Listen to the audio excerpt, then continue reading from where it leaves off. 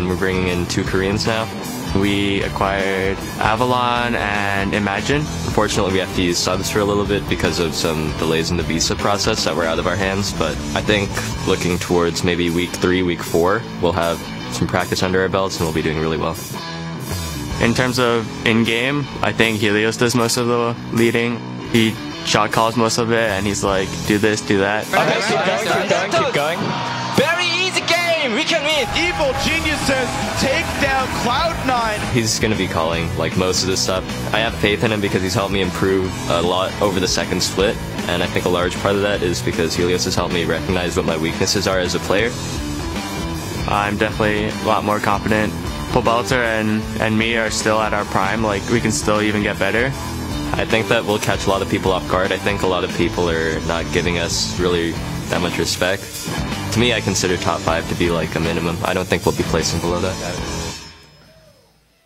Well, people are definitely going to be giving them respect now because they crushed in the first day with 3 subs. With 3 subs. Hopefully it stays that way. Welcome back, everyone. We heard Winter Fox saying they believe their new roster is going to give them their best chance at long-term success. But you can't say they're hurting with their new substitutes, as Kobe just said. We'll see if they can keep the momentum rolling in our second match. That's Team Coast versus Winter Fox. Yep, Winter Fox as a whole played incredibly well, and they gave us the most decisive win of the entire day yesterday.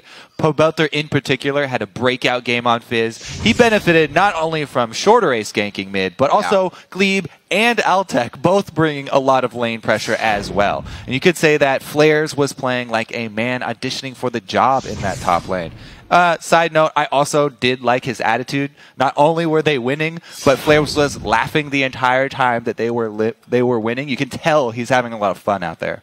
It was awesome to watch. Definitely brought a healthy dose of swagger to get into their opponents' heads. And meanwhile, on the other side of the rift, Coast had a heartbreaking loss, if you're watching, to Dignitas that by all observers was theirs to lose. Yeah, that one, from the beginning of the game, Coast actually had the upper hand, and they looked to be on their way towards a win. But they made the worst call from day one, and actually a contender for a worst call in the LCS ever. This is the decision to start that Baron while Dig just strolled right down mid lane into the base. And Coast did show a lot of strength in that early game. Right. They can actually build on that stuff today. They got first blood. They were ahead 3-1 in Dragons, and they were up in gold from 9 minutes in until the game actually ended. Even when they lost, they were still ahead in gold. They're very well aware of that mistake with the Baron too, so I don't think that it's going to be a worry for fans that they're going to do the same thing over again. Everybody's well aware. They know exactly. You can easily not make that.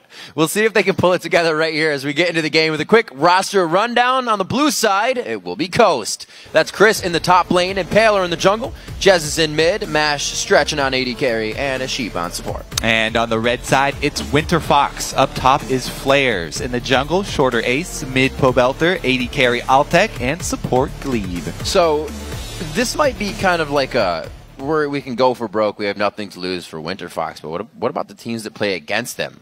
They obviously have to play against this team now. You don't really know what to ban that much because these guys are subs. And then you have to realize that you'll actually be playing a different team next time you play them. So how do you take a team like Winter Fox right now? I think Coast mainly, they're looking to just end the game with solid calls. They really want to wipe that first game and first day out of people's memories. Take the memory out of there. Yeah, so they definitely want to make up for that first day. Whereas Winter Fox, with all these subs, every one of them is super hyped up to be here now. They won their first game. So now they're actually kind of excited, and they want to make that 2-0.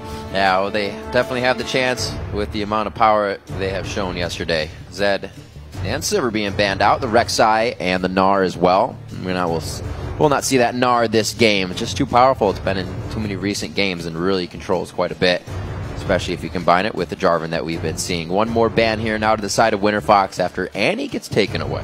Yep, they don't want to see any of that bottom lane coming up and ganking for mid again. Pobelter getting out of control. So they ban out both Sivir and Annie. They've left up a lot of stuff here, though. Janna in particular. There's also some strong top laners left with Lissandra Rumble. Yeah. A lot of options, a lot of directions that Winter Fox could go in. Remember, yesterday, Flares was one of the guys who actually whipped out Renekton. A couple people using him recently did get a couple of those extra buffs to try and generate more rage when attacking champions. He made it a more fun lane for watching Renekton, that's for sure. He definitely did. Insert BM here. You gotta wonder though, when facing that first pick Janna, you're just like, that's so much disengage right off the bat. Shorter Ace is always happy to be here. Oh, he's smiling. You know, these guys, by the way, these substitute players for Winter Fox, this is the stage for them to really showcase their skills and get picked up for challenger teams or even LCS teams. That's so true. You're in the limelight right now. Make it count. Shorter Ace has done so. We're going to see some flashy plays from him this game. We'll see what he can do. We know Impaler also has a good Lee Sin, so that's a bit of a takeaway for him. And we're going to get the LeBlanc. You were just saying they have a Janna, and both of these guys on dive-in could get blown away if that Monsoon's timed correctly. Yeah, it looks like a very similar strategy this time around for Winter Fox. They want an aggressive jungler. Shorter Ace, this used to be his most well-known champion, his favorite champion. Recently, he was even tweeting about how his Lee Sin mechanics have fallen a bit, and he was a little bit embarrassed. But he performed really well yesterday on Rengar, so I expect him to show up on Lee Sin as well. It is, of course, his favorite. Very humble gentleman. Ready and raring to go. Now we're back on the side of Coast, and they waste no time picking in that Corki and that Aurelia. Something we've been seeing quite often to make sure they can go against the top lane they don't know yet. Aurelia's pretty much safe pick. Yeah, she's great all around. Yeah. It's also a double Trinity Force pickup for these guys. So Team Coast, they're looking at a really strong power point when they hit double Trinity Force itemization with both of those champions. Back over to Winter Fox. What do they want to supplement the pick power of LeBlanc? The synergy or the the time spent with each other to operate in a losing scenario. Right. But I do have to say, I love the fact that they had a great counter gank bottom. Impaler even said we weren't expecting Shorter Ace to play that aggressively in the top lane. They had a slight misplay there, and that is what cost them the double kill. But it very well could have turned out in their favor there. Well, this is the age-old adage for teams that are barely scraping together. Team Impulse played the pick and ban this way both today and yesterday. Hey, go try to win your lanes. This was the direction that Winter Fox had. This is what Deficia was talking about with Meet Your Makers back in Game 1. Where it's like, well, we have a new mid laner as of yesterday, and we're facing SK. This is going to be rough. You're not going to win the 35-minute rotational game. It's just so unlikely it's going to happen. So you play the 60-40 aggressive early game and say, well, 40% chance we win this game if all our stuff works out, because that's our best chance of winning. And that coin flip worked in Game 1. It didn't work here. I want to touch on the analogy that Kobe brought up in game, which was that of the con artist. I thought it was great. So we have a replay to illustrate this, which is what he was talking about in the mid lane tier 2 turret. And Freak, I'm going to let you take it away. We'll discuss afterwards. Okay, so let's pull the replay up on your screen, and it's the unfortunate thing. It's the solo queue mentality. Of course, it's Winter Fox doing this. Pabelter is trying so hard to keep the team alive. You can see in the bottom corner that they have a deadly Sin on the roster. This is a turret that Coast is getting whether Winter Fox likes it or not. And Winter Fox can choose to give away some kills on top of this, or they can choose to give away the turret and wait around. So roll the clip out, and it's a bunch of heroics. Pabelter is going to go for a wave clear. He can almost get Mad Life by the stun. It unfortunately slightly misses. Glebe shows up. They try again. Oh, look, a knock-up chain. Oh, look, Pabelter got one shot. He's down to 1/3 health. He has to burn Flash and heal, but Chris kills him anyway. And they can chase Impaler, and they can get one kill back. But you can't expect to go positive in a fight like this. The turret's already too low. They're ahead of you in gold. It's the standard lemon mentality of, but we don't want to give them that turret for free. But your options are a turret plus 3 kills or just a turret. Hey, and they end up blowing pretty much every summoner spell across the board on the team as well. So when you look at then future fights, you're setting yourself even further behind in your ability to maybe make a pick and get yourself back into the game. And so what I want to kind of look at more closely is, from a team perspective, from a shot calling perspective, we need where is the line drawn in which you say we need to give these things up because we are making this game unwinnable? Yeah, it's purely a point of game theory. Aiden, you know that I like to contest for dragons that I shouldn't be, but in general, basically, it just honestly comes down to game theory and thinking quickly. So it's like, okay, games with a 4,000 gold deficit are hard to win. Games with a 5,000 gold deficit are even harder to win. And that's an example of look, there's no way you win this fight. There's no upside to defending this turret. You just have to be another 1,000 gold behind. I'm sorry that sucks for you guys. I'm sorry that Lee Sin got picked. But that is the eventuality, the inevitability of that first pick happening. You can't fix that. You've just gone down another 1,000 gold. Okay, now play from a 4,000 gold deficit. And that's just the decision you have to realize, that this is not a winnable fight. Yep, you have to give up something else, but then play from that disadvantage. Yeah, the way I found is you basically look at what they're getting and you go, I don't care that they have that. We have this going for us. Like, I don't care that they're going to get 5% movement speed from Dragon. We have Baron ticking and 4 people there to contest the Dragon. We want 5 there. It's not a good play to make because what we're giving up isn't that much. We could trickle in, and then it'd be completely out of hand, and then you gave up like 3 Baron buffs on you, gave up 3 kills, then you lose turrets. So like just kind of seeing the consequences of your actions before they unfold. And that's where we see the biggest differences between those veterans and the novice players rather here in the LCS. And will these novice teams be able to pick up that? Is that something that can be learned? Yeah, sure. Yeah. Oh, yeah. Well, I'm. Okay. Yes. Great. We answered your question. I also believe it can be learned. Is it something that can be learned over the course of a singular split? At what point? How far down this road do you have to go? Is this something that you need a coach to sit there and remind you of after every game? Like, oh, let me point this out. This is an instance in which you gave up something more than you needed to. You needed to accept defeat here, and make your move somewhere else. You needed to pivot, as Irene says, into another positive. Or is it something that you just have to basically get like you have to build your own innate sense of like, game awareness where, all right, that is not a net positive for me. If anything, it's a net negative. Let's move elsewhere. Play the game, figure out what everything is worth, have somebody call you on your mistakes, and also, it doesn't have to be a coach all the time. Your players in-game, your teammates with you, can go ahead and check you. I think that's kind of like the best shot calling is when there's a shot caller who has like almost the decisive call, but then somebody feeding him information and kind of checking him, being like, that's not a good call, rethink it. Yeah, right? I'm sorry, finish your point. No, go ahead. It's exactly what Team Liquid does. It's exactly what I Will Dominate said. The coach comes to him and he says, Dominate, you are the main shot caller. You're the guy who makes all these calls, but everyone else feed information, call you on stuff. If you miss something, fix it, right? Everyone else, especially, pay attention. Call him on things when he's like, oh, no, we don't have flashes. Don't do this. You're right. Sorry. Exactly the way you should be running a team. I think that is exactly perfect. Team Liquid is like suddenly my new favorite team in the NA LCS because I think they are so well set up for success on all these different fronts. Yeah, because you don't always know what summoner spells are available. Like if the support's the shot caller, he's going to be like, don't have smite, don't have flash, can't contest, like things like that. Feeding the information is very, very important. And if you're silent, they're going to have to play off instinct, and you don't always know the ultimate timers. If somebody has ulti in 10, call it and then be like, all right, we can hold off for 5 seconds before we engage, and then we can start moving towards them and then really start it. The question then is when Winterfox gets their full roster along with their coach, because they're operating without the coach in the country at the moment too, will they be able to patch up those kind of holes in the ship as quickly as they need to in order to move up the standings? Now back over to Coast though, looking at the fact that they played rather well yesterday, but then struggled in their late game shot calling, played rather well today. However, we do have to have the caveat of probably not against the strongest of teams in the NALCS based on what we've seen so far. Sure. How do we believe they're going to stack up against the likes of TSM, Cloud9, even though they had that loss yesterday, probably still considered one of the top teams, Team Liquid, things like that? Yeah, I think it is a tough road for Coast, right? They came in as the last team to qualify for the LCS. They didn't win in the promotion tournament. They were the second team under now Gravity in the expansion tournament. You expect them to be underdogs coming into the beginning. Now we see some teams make really big rises. I think Cursed Team Liquid is my big example where I think they're going to be much better this split than before. And it's not because they made huge roster changes. Okay, they have Piglet, but like even without Piglet, I think they're still doing really well. They won a game already, and they're, I think, again, well set up to improve.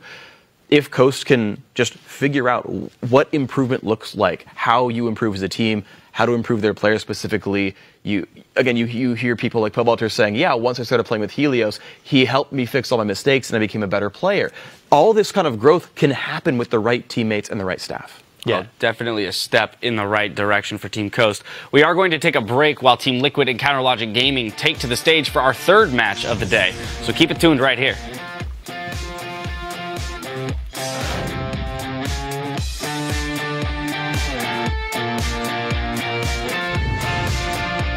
Tracking beacon right now on Impaler. Whoa, flares! Oh, go! What? A lot of aggression just to save the turret, but they might lose their lives and the turret on this. The Buster shot comes out for the quick reset. Nami. She flashed. I can go. Nami. Stun chest. Okay, good job. He doesn't get a chance to Zanya's on this one. They obliterate Jesus. He's out for 40 seconds. This is how big Chris is. Congratulations to Team Coast. They do make up for yesterday.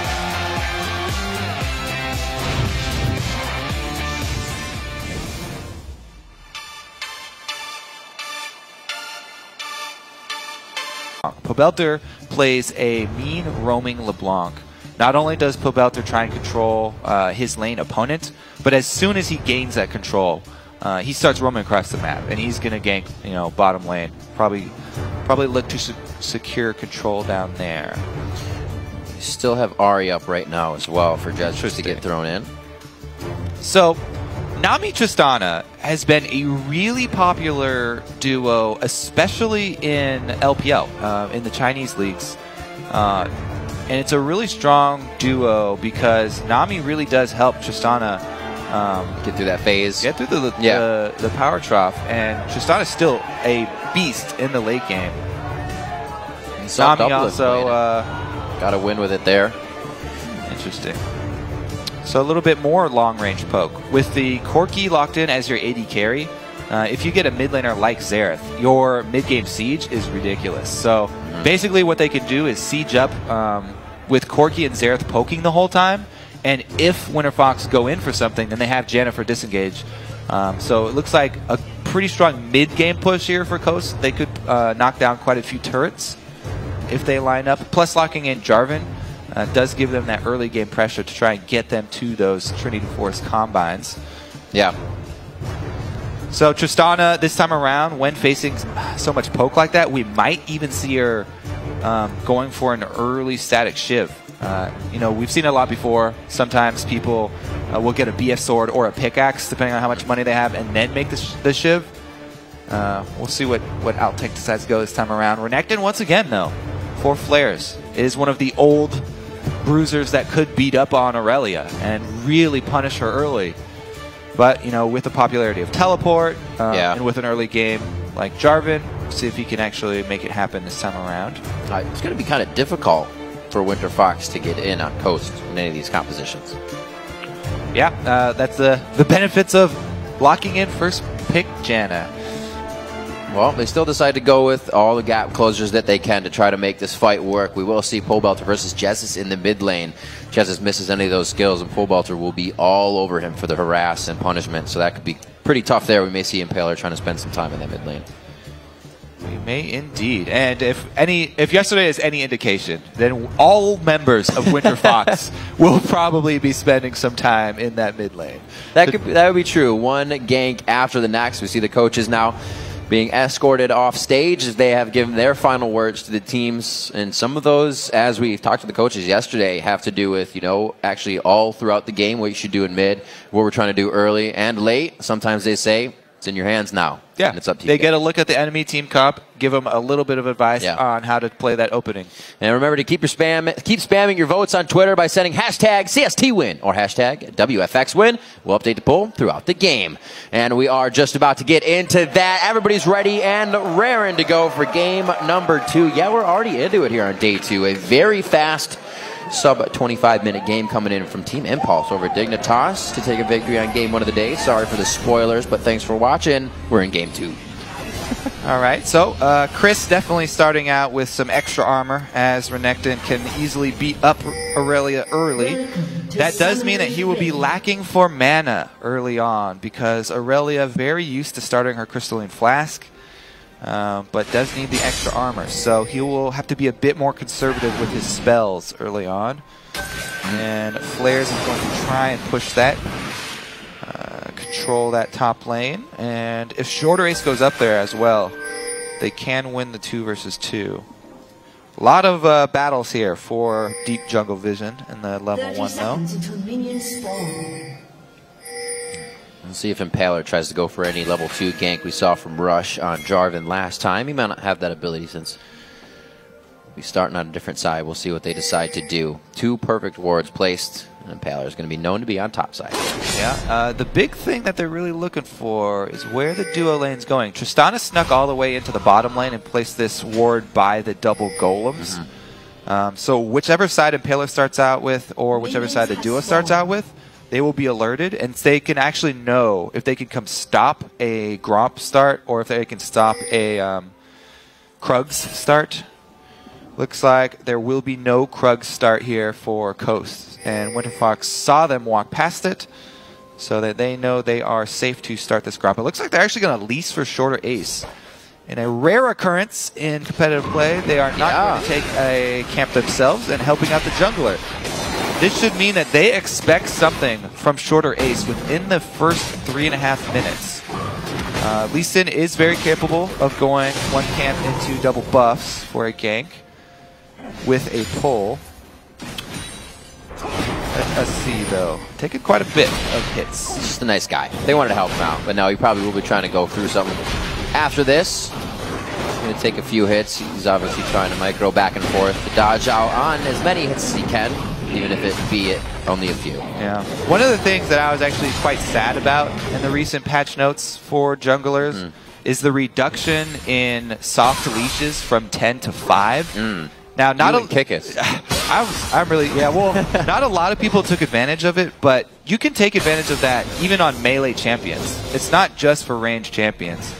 Kiting them back to the edge of their soft leash range, you could get jungle monsters to cancel auto attacks. Now it's really dangerous to do that though, because if you do it 5 times, then it heals fully. So even some melee champions take a little bit more damage on their first jungle clears nowadays. Lee Sin though, and how helpful is that? Do you find yourself being able to take a different camp, or actually take a camp and then go into lane more than you would before? Basically, what I used to be able to do with the 10 soft leashes, you can go double buffs and still be at full life after double buffs if you kite it back to the edge of the range and get it to cancel auto attacks. Not so much. Not so much. You can still pull it off pretty close now. Shorter Ace though, as you can see, he will not have enough health. He also did the Raptor camp, so he's doing that extra clear. That extra camp that he does means that he will be able to get some wards on his first back. And we see that as well from Impaler, Pink Ward. Coming out as well with the potion. Just stay healthy in the lane, so we have pretty much even all around the map. A little bit of harass towards Jez's in the mid lane, but we would expect that from Pobelter on the block. 16 or 21 to 14 there as he's still cleaning up some minions. Pings down towards the bottom lane. I think they're just saying, let's stay safe. We don't really know what the vision is up there. It's pretty hard to gank that Triss Nami lane, especially with how far back in the lane they were right now. Very easy for that combo to play safe. And really, that's all they're looking to do right now is lane, get as much CS as possible, and Altec up to the point where he can actually fight. Looking at Chris here on Aurelia today, 303 on Gnar yesterday. One of the guys that did not perish on the first day of the LCS. There's actually quite a bit, to be honest. I think there were like seven people that did not die yesterday. 7 people have still not died in the LCS so far. Because none of those people were on on TIP or big. That's true. Logic. Gold, it's not too big of a discrepancy, rather. Just a few of these minions and camps that Shorter Ace has picked up. A little bit of pressure towards mid lane. That chain missing. Impaler's in a perfect spot. He actually connects the resonating strike to dodge out on the flag and drag. This is just going to be some extra added damage. Might slow down his jungle, but it won't take him out. Yeah, Shorter Ace very happy. He got the second activation off in time. Pobelter, though, just by himself, was putting a lot of pressure on Jez's. After the first back, going to pick up some defensive wards. Both sides of that river are warded for mid lane for Coast already. Pobelter going to choose one side and hug it. Impaler is going to proc his Raptor thing, just walk right back into a counter game. Oh, Shorter Ace. No mana on Mash. This could be a great turnaround. All the focus is going on to Gleave, and he's going to be able to kite it out. What a perfect read by Shorter Ace to stay towards the bottom side of the map. Yeah, that was just a perfect counter gank. Got into the bush just in time, and then both of the laners played that perfectly as well. Yeah. Altec started moving up, and sometimes Altec moving up into a gank might tip off Coast that there's somebody in the bush, but they already committed to it. So they're like, oh, you know what? We've got position. We're going to keep going for it. Glebe really is the one who turned that because he made sure that Jarvan committed in with the EQ, then landed his bubble right after. And it was the very close bubble to Nami. So Good job by Glebe, securing the kill, even at the cost of some extra HP. Make sure he lands the bubble, and first blood, Winter Fox in that bottom lane to Tristana, the exact champion that Coast do not want to start getting ahead early. Whenever we saw Altec getting going on EG, there was pretty much no stopping him. So an early game Triss getting going is going to be even rougher for them. Yeah, not only is this Triss the champion that they want to scale up into late game, but she's also the champion that's going to provide a lot of their wave clear with Explosive Shot. Yeah. More levels into Explosive Shot. Very, very good news for Winter Fox. And again, no way. He's got a tracking beacon right now on Impaler. Whoa, flares! Oh, what? What? No! Well, not so much a tracking beacon. They still went. No, I guess not. More like the both junglers had the exact same idea. I mean, usually when you have a top laner shoving up, top laner shoving up like that, and your jungler comes up into the side bush, you think that he's there just for a counter gank. But that dive was very, very poor. They committed to it though. 100% commitment from Winter Fox, and they both died for their efforts. This time, Impaler is the one able to come in just after the action starts. And so far, it's actually been whoever gets there after is the one who benefits. Just goes to show you how fast it can swing for a jungler. Swinging 2 kills there. Already fixed up on the Warrior Enchant as well for his jungle item. So Impaler just got a big amount of damage, and they're already trying to control a little bit more than they had before. Now getting forward wards into the jungle. Winter Fox, we're going to see pretty much the first time they have to react now and play adaptively to what Coast is going to bring to the table. Let's see if Coast now can hold the lead. Let's see if they can. Now that Aurelia's got 2 assists off that, that's too bad she didn't get any of the kills. Right.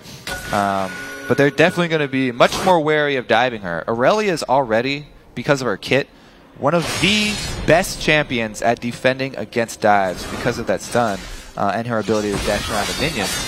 Now, flares, Slice. no flash. That's it. Slice can't dice. Oh! He still had dice time, and they almost gave him his escape.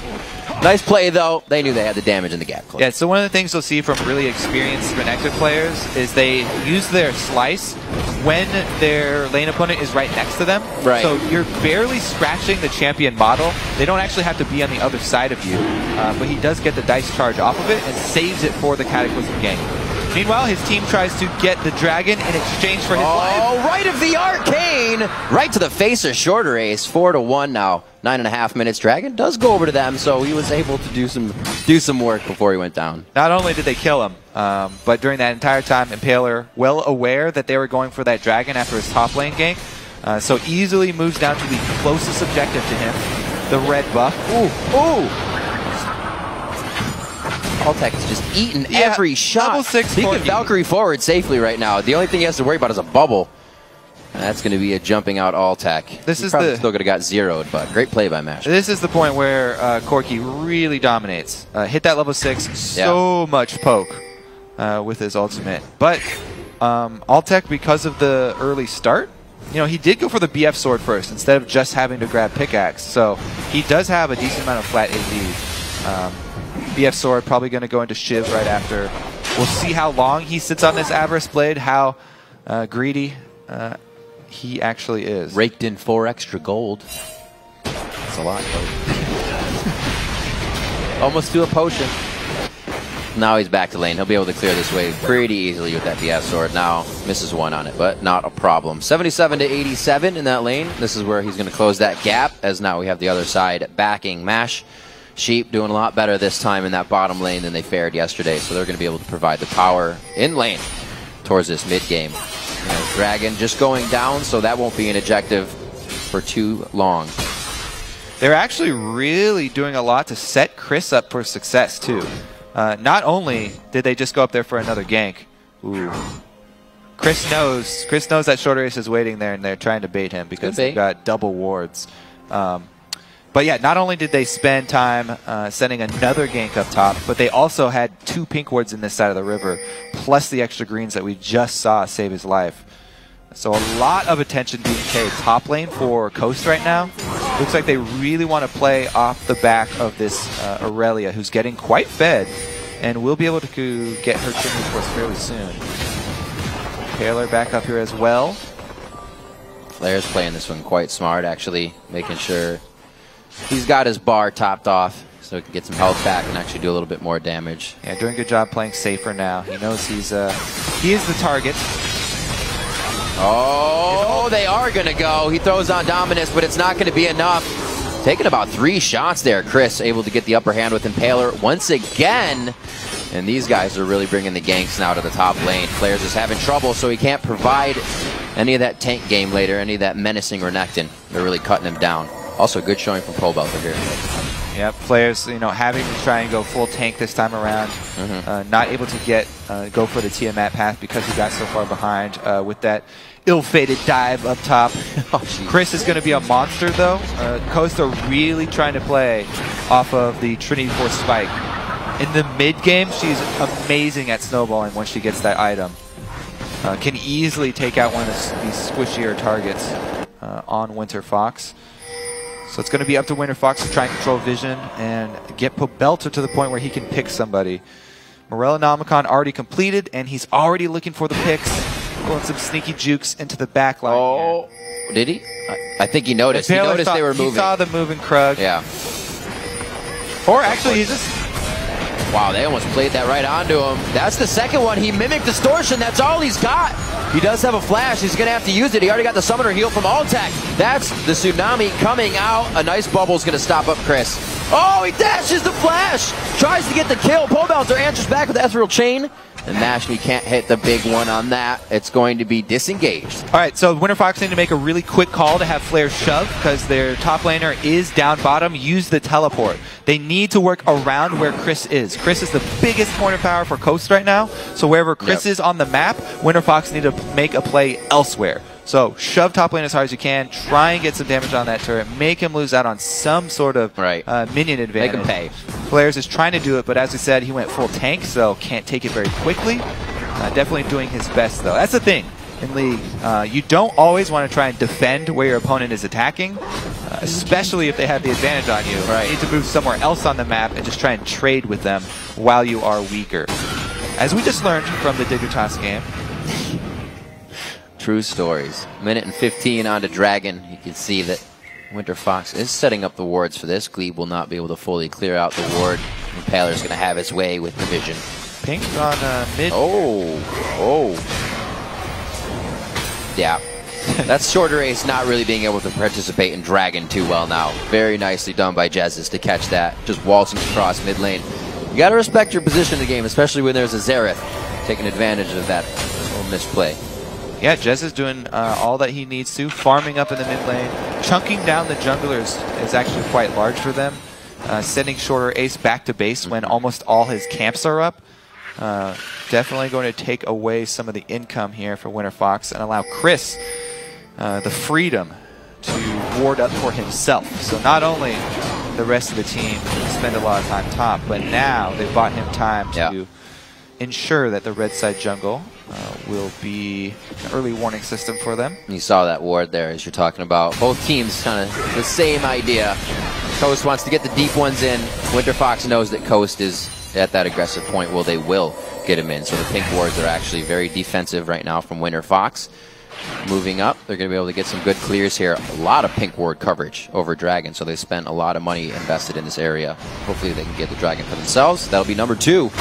Coming up on 15.5 minutes in the game. Yeah, and look at how Jarvan has actually matched the Sightstone of Lee Sin and Impaler this time around. Not only has he started matching Shorter Ace's movements, and actually he was the one who got to pull off counter ganks after the first one went awry, but he's also matching that vision. He has to throw down Dominus, so that means he's going to stay for the fight. Chris should be able to heal up through this once Transcend comes up. Flair's making sure he gets his bar back as well. From that Dominus being on, it will charge up every so often. And now the fight's going down towards Dragon. Teleports are up for Flair's. He's going to almost win the fight, so he may be able to come down and help on this one. But the team is backing off. Coast is able to get the advantage here. And they're going to be able to take Dragon number 1. Yeah, Pobelter goes down, and I think it's going to be number 2 for them. Oh no, Tristana was the one with the first one. So one dragon each here. for these teams. Looks like Team Coast here. Things definitely going to go their way once again. Chris did escape that duel up top as well. So once again, it's Jez is actually chunking out the jungler to start it off. Ooh. Gets his flash as well. And then it made Pobelter commit with a W, actually. So then there's nowhere for him to go, and he gets caught as well. Wow, what a scattered fight. Coast all over that one. That's done. Really got to give a lot of props to Jez's here in the mid lane, creating a lot of pressure for the team.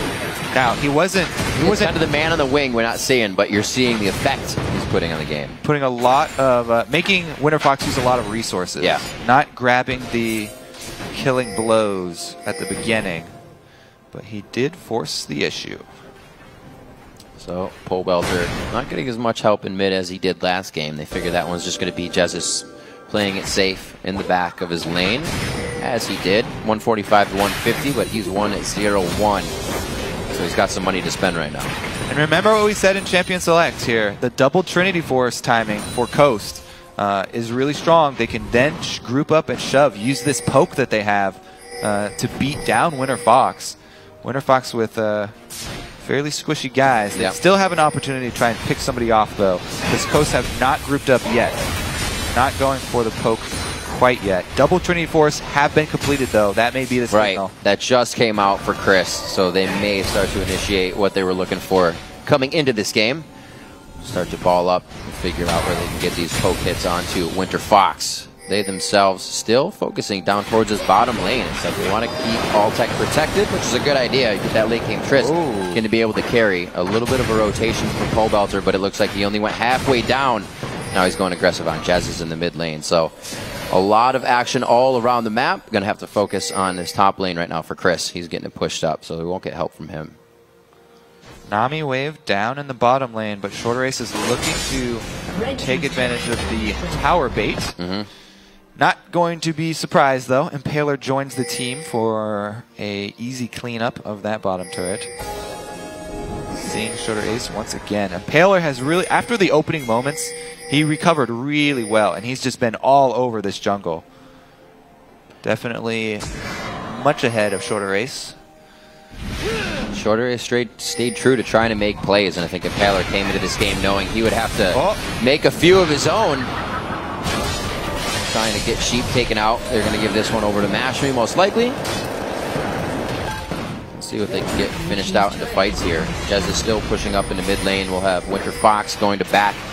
Maybe an Infinity Edge finally finished up here for Tristana, sitting on 1,600 gold, so that will be Shorter Ace getting caught out. The Cataclysm goes down, but Sheep's the one to get it. Janna comes up big. They try and jump on Sheep, and he's the one who actually gets the turn on Shorter Ace. That is going to be an easy grouping for Coast, and should be an easy turret. Finding the Janna roaming is not always the one you can kill. A lot of aggression just to save the turret, but they might lose their lives and the turret on this. The Buster Shot comes out for the quick reset.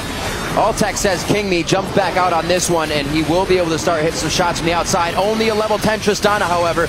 Not very long range on that draw beat passive. Alltech taking more shots as they clean up one more. Jez is getting a snipe out that he was looking for, and that was even after Alltech had used all summoners to stay alive. Fights going in favor of Coast here as they break down towards the mid lane. Not only do Coast have a lot of painful poke with this squad, but they got a pick right before that happened as well. So easy move that for them. Just gained a really big foothold in this game. And that should be enough for them to set up some deeper vision as well. This is kind of what we were talking about earlier, like the turret's going to go down, we could make a move now. No, don't. Yeah, I mean, Flares was so far away. The thing we're talking about where people don't want to give up those turrets is kind of the same thing that con artists use to get a lot extra money out of their marks. Yeah, first they get you to commit a small amount of your resources, your time or your money, which to the scheme. A few spells. Yes, and so once you've committed a little bit, you're much more willing to commit a lot more money and a lot more time to save your initial investment. It's just natural human behavioral tendencies that they can prey on. And same thing exists in League of Legends. once somebody's died, you know, Shorter Ace is dead. Oh no, we don't want to give up our turret also. So they try and defend it. Pobelter goes in for some pokes. He gets knocked up. And I always found that logic to be really funny. It's like, we're 1 down. We've been losing the fights. That's 4v5. It happens. Coast just get headstrong. Coast the con artist. Hey man, sometimes it wins. Sometimes you win the con. You come out big. 30 seconds on Dragon. The priority of Coast warding up in that area. It should be theirs. It would be difficult. Winterfox to get in position for this one. Not too difficult, but you're going to need more than half HP to make the fight happen here. Mashme taking advantage of his poke once again. And that Triforce being finished now with a BF sword. Sork boots for him, so that poke hurts even more. Pobelter still looking for some fights. Yeah. Impaler's quite beefy right now, though. He's finished the Magic Resist Aura. Age is already done for Coast. Now when they group up, it is going to be ridiculously hard to crack in. So Winterfox, they really are looking for that pick. They want to split up this team. They want to try and split push. Try and keep the map spread out. But Coast, another Dragon secured. And everybody's swinging down towards the bottom lane here to pick up the last outer. It's already dead. They're looking for a secondary. Yep.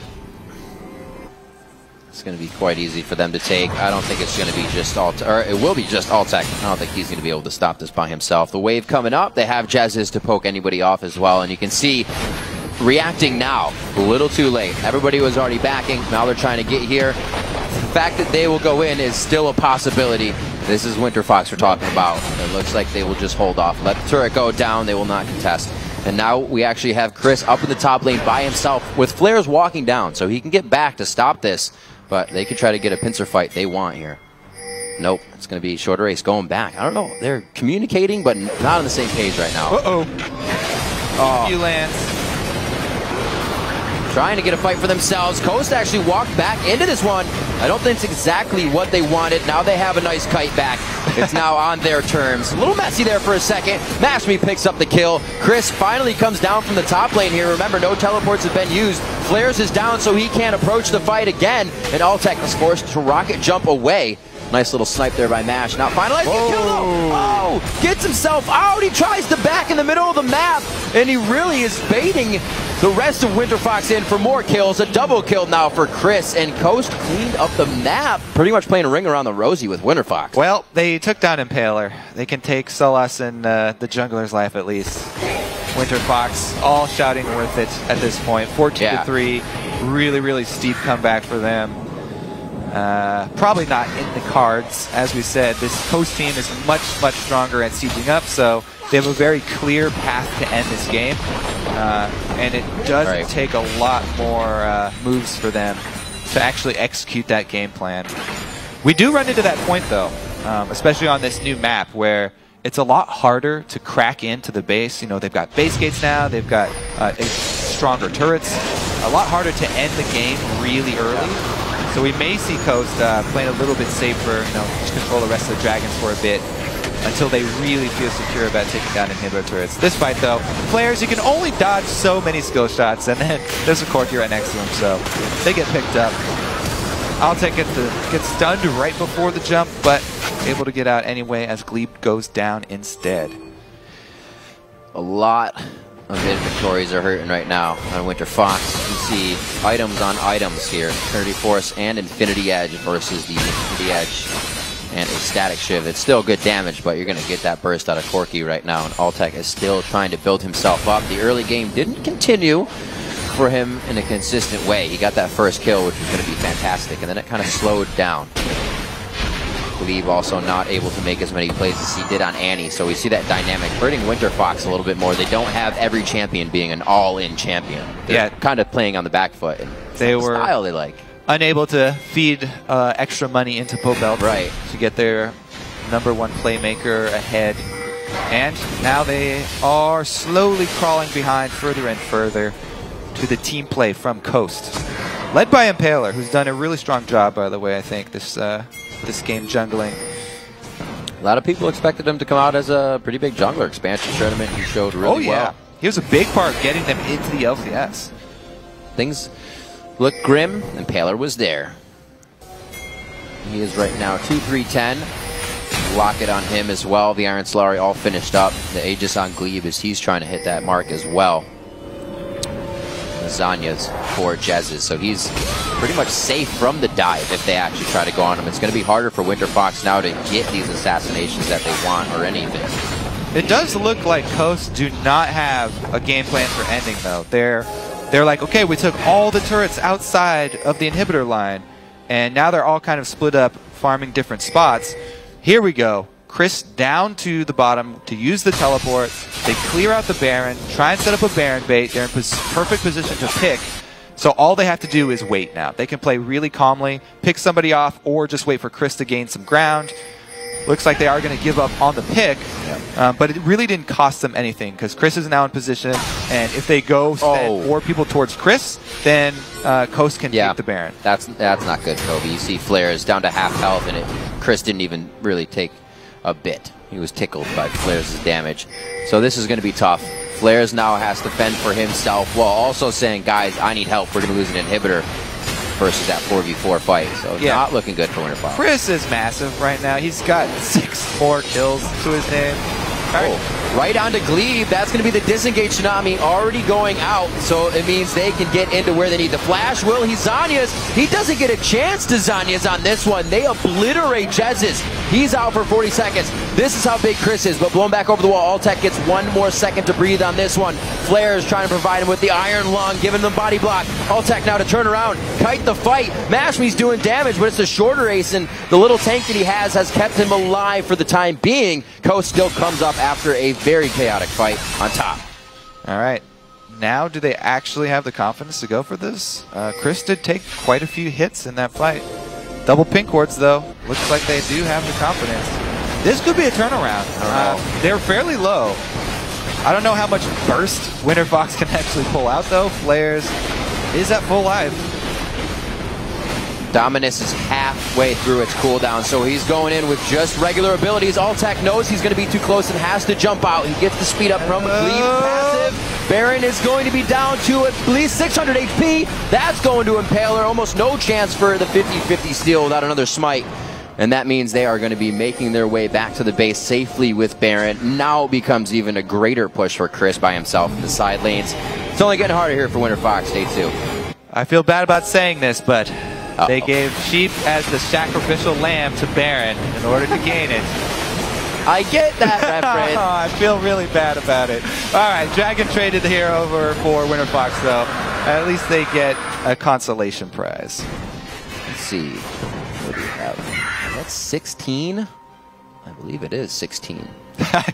No, it's 6. Can't see it. The Magi's page made it look like a 1. He only has 6. Everything is right in the world. They just told me over comms. Freak is a giant smile on his face. I was actually going to mention that. I was like, if you're disappointed, Freak's got to be happy, because that's how that works in his fun world. Yeah, he's infected us all. All right, now that they have Baron, though, this has got to be really clear for Coast. Shove right up the mid. End game coming here. Winterfox, this is your time to shine. Pobelter, he's going to have to pull off some crazy moves to pull this one out. But we'll see if he can pick somebody off, maybe in the back line. They're going to use the gate. Here we go. Showcase the gates for us, Winterfox. Showcase the massive comeback potential of a side gate. It's not really there. They can kill a ward. Nice. Whoosh through the gate. Back in. So they're actually putting themselves together here, not trying to go for the outside.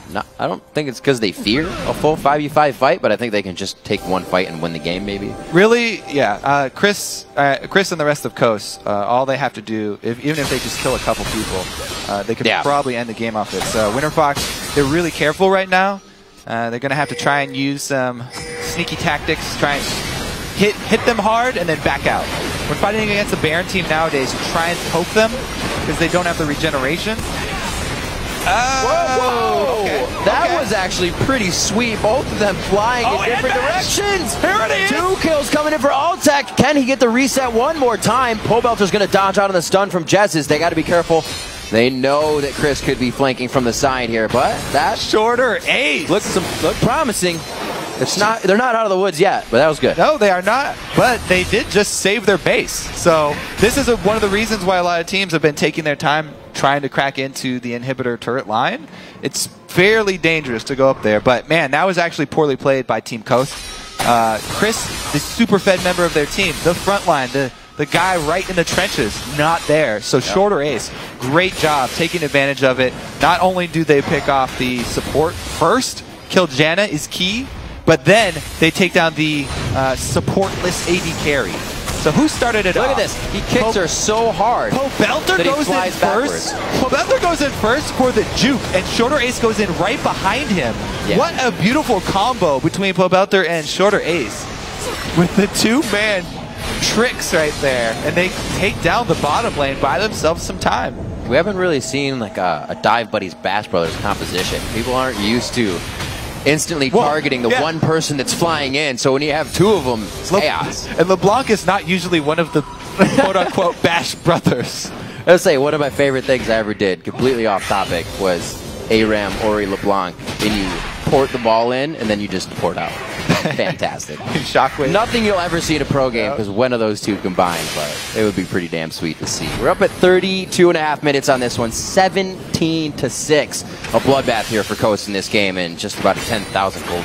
Yeah, the thing is, that last play is probably weighing heavily on Coast. Yeah. Remember yesterday, they also had an early lead. They had a gold lead when the game ended and they lost. Here we go, though. They've got to catch on baby, Glebe. That's sushi for dinner. Glebe goes down. That's a quick kill coming in from Maz. That wasn't even half a second they needed to take him down, and they got the exhaust out. So here, 35 seconds on the clock for these kills. May not be enough for game-ending pushes. They're going to be able to tear this base apart. Look at this. They really want to dive. No tidal wave available means there's almost no protection for Winter Fox against this. Brute force pushing right in. Yeah. Easy peasy as they make their way past the first inhibitor turret. Eyes on the inhibitor. This should be a back out here. You see the wards going down so they know what their exits can be and what options they have. Chesis just wants the last say. Last laugh for himself. Bottom could be cleared and pushed. Such control here. Yeah, they're taking a little bit of time, but they're finally pushing on it now. A little longer, and Altec could actually get quite big here. He's finally finished up that last whisper. Hey man, they've shown some really nice plays, Winter Fox. Yeah, trying to come back here. They definitely have a long and arduous journey ahead of them, though. 2-2 on Dragons. A minute and 20 left on that. Just about the same amount of time on Baron. Well, I don't even know if we'll actually see that happen. That's really an option for WFX. Winter Fox get back in this one if Coast were to mess it up. Don't want to leave those up to chance. Winter Fox with 2 pink words already on that Baron area so they can start, or rather, I should say Coast does, with control of the map. And the thing is, Winter Fox, they actually don't have to worry about the super early 5 dragons, because they do have 2 dragons themselves. Coast are only sitting on 2, so they don't really... Uh-oh. The whole team is right behind Chris. So it takes a long time to kill Chris, because he's so fed, and then by that time, the whole team of Coast will be there, so it would have actually turned out fairly poorly for Winter Fox if they tried to take down that tanky Aurelia first. So, good thing for Winter Fox, they did not pull it there, and they wanted to wait to try and defend at their base once again. This is going to be much harder a defense than last time. Not only because their inhibitor is down, but also because Sheep is going to be expecting it this time. If Shorter Ace is able to pull that off twice, then Coast will have nobody to blame but themselves. LeBlanc over the wall. Oh, he found one! Who's going to get kicked? Stunned way too quick. Jezis knew it. Knew they could get in. Maybe if they waited for a wave that he could sit in, but when he was the only one, it was a dead one. They are going to be backing out of this. It actually thought Coast was going to go harder on that, but they are being very methodical about this. They're not letting themselves get caught out in these hard-fought situations. This is going to be another turret because of that patience being a virtue, and they are going to be able to get flares as well. One of the tanks going down does not spell good things when they're already inside your base. All right, 2 inhibitors down. Complete control here for Coast. Baron is back up, so we'll see how cautious they are. This is a fairly risk-averse team after their first opening. So it looks like they are going to just take a trip back to base, clean up the neutral objectives, and use those super minions as the pressure while they clean up the rest of the map and the neutral objectives, and then return for the final blow. Dragon Trace going over to Coast. Obviously no contest there. They pretty much own both halves of the court on this one. Let's see this one more time. He tried. You see where he gets hit. Did he get stunned on the way in? Yeah, he was looking to make his way over towards the same target. He got hit instantly by Chris. But, you know, Jez's and Chris can both stun him as he's jumping in. Jez stacked that. They were all expecting it this time around. So. I thought at first Jez's actually like just hit that and he jumped into it on accident. But it was Chris. Chris with the quick fingers. Playing a very nice Aurelia top lane. Still yet to die in the North American LCS. Wow. Yeah, it's pretty impressive. Chris deathless in the North American LCS 2015 season. Must be that left-handed right configuration. They got him. Good thing they spent so much time getting him the right mouse. Glebe takes about 50% of his HP through the middle of his bar there. That's going to be a dead Nami. Glebe goes down first once again. He did use most of his spells to assist the team, but for not, they're still chasing down, and Coast looks like they could possibly end the game here. Flares was pushing in the bottom lane. They have vision of that, so Jez's, the rest of the team, very happy to keep going. And they're right over the gate, and Pillars in base. Yeah. They've got the keys to that gate. They've got the password. Tank and double turn. Easy city at this point. All right, so congratulations to Team Coast. Yeah. They do make up for yesterday. Clean win, fairly clean win. They had a couple hiccups. Something they had to patch up. The whole team seemed to be a little discombobulated after that, and it's good to see that they, as we said before, could put it to the wayside. They didn't let it weigh on their mind. Flares is doing his damnedest right now to sneeze on the entire team. They're taking it looks like they're going to be able to hit it. Wait a minute. That's going to be the Nexus. It's the Nexus. They're going to get it. They don't have enough power to stop them. That's going to be just about 38 minutes. Actually, 38 on the clock. Coast comes up with a win here on day 2. They killed Chris at the very end, the last second. I know. I tried not to look at it. His death was over. Turn of events. Chris does perish for the first time, but it was during a victory, so you got to take the good with the bad, Kobe. Rest in pepperonis, my friend. Rest in pepperonis, indeed. One hell of a game, though. Yesterday on Gnar, today on Aurelia. Obviously, the champion pool we see to top lane, but we'll have to see what he has next if people are going to ban those two out against him. He's definitely a huge factor on Coast with the rest of the team. Jez is also, we saw the right of the Arcane a lot of times from the Fog of War off the side of the map. We didn't see him much until the mid to end game, but he had such an impact on the control of the map, controlling the lane, and stopping Pobelter from really his normal and regular roam that controls an entire game. Yeah, I really did like Jez play this game, and it's not the flashy play that you get from assassin mid laners. It's the play that you get from people who play a lot of Xerath. People who get that poke damage down, landing full combos on the jungler. You know, you chunk out a jungler and send him back to base enough times, he's going to be under leveled. He's going to be starving for gold. And then they also were able to pick up objectives off of a couple of moves that he was able to make. Impaler as well. Both those European imports performing really well. So good pickups, both of those guys for Team Coast. And the subs as well. Shout out to Shorter Ace and the rest of the guys that subbed in.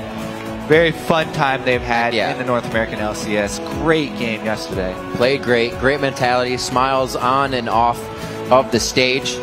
And they really showed so well yesterday. And we saw a little bit of that today as well.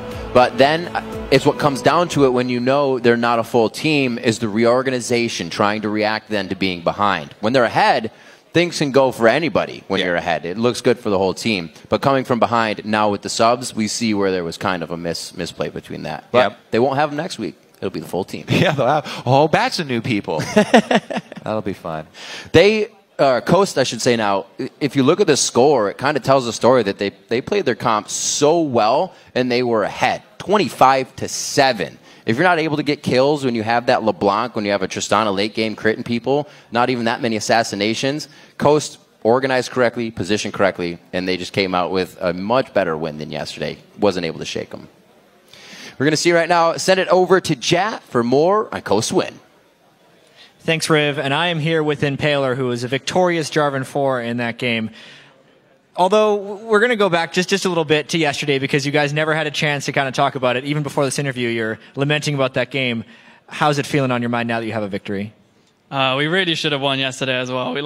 We haven't scrimmed at all since we played because me and Jez has arrived so late. So it was kind of messy. We messed up. But I think we'll find our form soon and there'll be more games like this with decisive wins. And you're actually saying you're quite tired today. It's because when did you actually get into North America? I arrived like the night before we played. So I slept, and then I just came here and started playing. Hopefully you can rest up and adjust to the time zone in the next week. But let's talk about this game a little bit in particular. You ended up getting a very fortunate counter gank in the top lane early on in the game. Do you want to talk about if that was dumb luck or if you had some type of foresight for it? Chris was like, he's playing aggressive top so we could kill him, but we didn't actually think Short Race would play that aggressive and try and fight there as well. So we didn't realize he was coming, but we were just going for the kill on Renekton. So it was lucky that he was there as well and we picked up the double, but the single kill should have been fine. And now that you've been able to get the first win in the LCS as well, how's the team confidence feeling coming back as well from that blunder you guys had yesterday? Everyone's actually surprisingly confident. I mean, even Chris played really well today. He carried this game alone. So I'm glad to see that everyone can really pull their weight and just, if someone gets a lead, they should be able to carry that game on their back. And this is just an example of that. All right, well, congratulations again on making the LCS and on your first victory. So best of luck to you in the rest of the season. Let's send it back to the guys at the analyst desk. Thank you, Jet. Definitely a much more decisive victory from Coast. Yep. I mean, reminiscent early game of their game yesterday, but they were able to close this one out. And I think that's partially due to the fact that they had a team composition that allowed them to be more decisive in their engages with the Jarvan and the Irelia. Definitely had a bit more of a front line, and then still had the ability to, to stun up with Xerath and things like that and avoid picks. Yeah, well, one thing is you've got a comp that does two things really well. This is what I like about having Corki, Janna, Xerath, is you've got this sort of poke pattern you can fall back to, throw out Qs or Rs and solve people up, and you've got this nice holding pattern where progress is made, you don't have to force the issue, which then means when it does look really enticing, you can go and it's probably the right idea. I'm glad that they had these two different ways to play the composition. Yeah, it's kind of a fallback too, because in case Irelia gets shut down, even though she wasn't this game, they played really well around that and got him fed, you still have a ton of wave clear and siege, so that Irelia will hit those item breakpoints and scale over Renekton. I do have to give a lot of props to Chris. It was mentioned that he hadn't died yet in the split until the very end. Exactly. As soon as it was mentioned, he dies at the last minute there. But fantastic play out of him and synergy with Impaler. That's great to see that, coming over from EU, they're still able to, build that synergy so quickly. Right, I mean, they've been playing together throughout the expansion tournament. This is a lineup we'd seen for a while, so they had some time off. It's not like the Team Impulse thing where it's literally the first games that ever playing together, but certainly there's going to be some rust. Hey, they did a pretty good job, so good for that. Yeah, they hadn't been scrimming lately because of the visa things and coming over. But I do have to say, Impaler played really well yesterday and today in terms of his gank timings and his individual skill.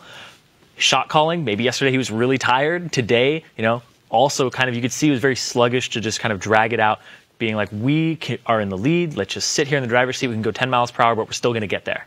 Yeah, so now let's jump over to the other side of the rift. Let's look at WinterFox there. Definitely today a lot more of the sub-squad tendencies. What we would expect out of a sub-roster. Some more solo QS type plays and things. Well, that's the thing, is they're making all these high-risk plays, and sometimes when you go for the 50-50, you're a winner fox, sometimes you're a loser fox. It just depends on who's there and how aggressive you played. Flares honestly really looked very odd that game. He had played a really controlled game one yesterday. Here, he ults under the turret to take 2 turret shots and walk away, and then is sitting at the front of turret range I can hit you almost, but he's at half HP the entire time. If a counter gank shows up, you're gonna lose. Let the lane push back out to you. Make Irelia walk up, because she literally cannot see us from range. Make her walk in range of a Lee Sin Q. Actually bait the gank out. A bit over aggressive for that kind of play, and that's what happens. They beat Gravity because, well, all the ganks worked out, all the roams worked out. Great, a 4,000 gold, let's win the game. Well, these ones didn't work out. Well, welcome to what that looks like. Yeah, and Chris also still had Flash at that time, so he was extremely safe, and he was able to hold on to it even through that gank. I really feel like Flares was playing way too aggressive against the Irelia, trying to push that lead as Renekton without proper ward coverage around the sides. You can walk up, use all that pressure, and then just pop one into the tri-brush, make sure somebody isn't coming. But it was good on Impaler to play to the aggressive lanes. And it's something that I know he was talking about in an interview that I saw with him, where he was talking about this season is not so much just going and kind of ganking lanes all the time from the side. It's more of playing to your aggressive lanes, or if your lane is pushed all the way up, you sit in the brush and you wait for the counter gank and kind of read it beforehand. So it's not so much forcing the issue. I do have to say, though, that I appreciate the aggressiveness from the sub-squad on WinterFox. Although, as you stated, Freak, unfortunately, they didn't all work out this time, and then their